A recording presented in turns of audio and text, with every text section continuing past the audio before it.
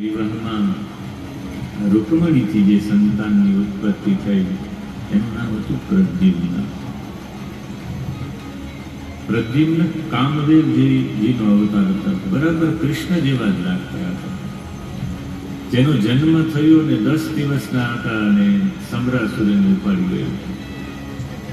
સમરાસુરને બ્રહ્માજી પ્રસન્ન થયા, કહ્યું કે માગો શું જોઈએ તમારા તપથી? કે બસ એક જ જોઈએ, હું અમર થઈ જાઉં. બ્રહ્માજી કે અમર તો હું પણ નથી, પણ તમને એ કહી શકું તમારું મૃત્યુ શેનાથી છે, તમે સાવધાન રહી શકો તો મને જણાવી દે મારું મૃત્યુ શેનાથી છે. કૃષ્ણ અને રૂકમણીનો પ્રથમ પુત્ર થશે, એ તમારો કાળ હશે. અમને કહ્યું કે આને મારી જ નાખું તો મને સૌથી પહેલા કૃષ્ણ અને રૂકમણીના પુત્ર પ્રદ્યુમ્ન 10 દિવસના હતા અને સમુદ્રમાં પધરાવી દીધો.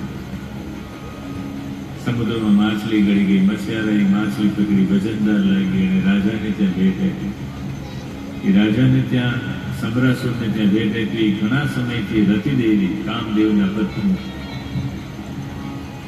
એક યુવતી બની અને ત્યાં માયાવતી બની અને રસોઈનું કામ કરતા હતા, દાળ ભાત બનાવવામાં તત્પર હતા.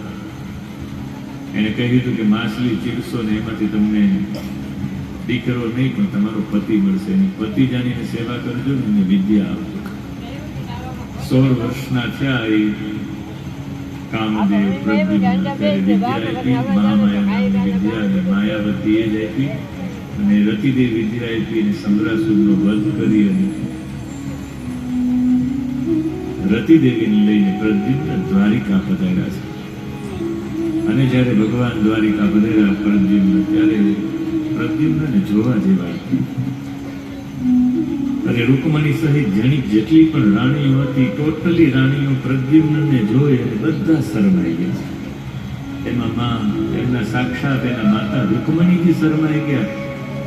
એક સેકન્ડ માટે બધા આખા દ્વારિકા વાળાને એવું લાગ્યું કે આ દ્વારિકાધીશ જ છે. ટોટલી સંપૂર્ણ દ્વારિકાધીશ કેવા લાગતા હતા.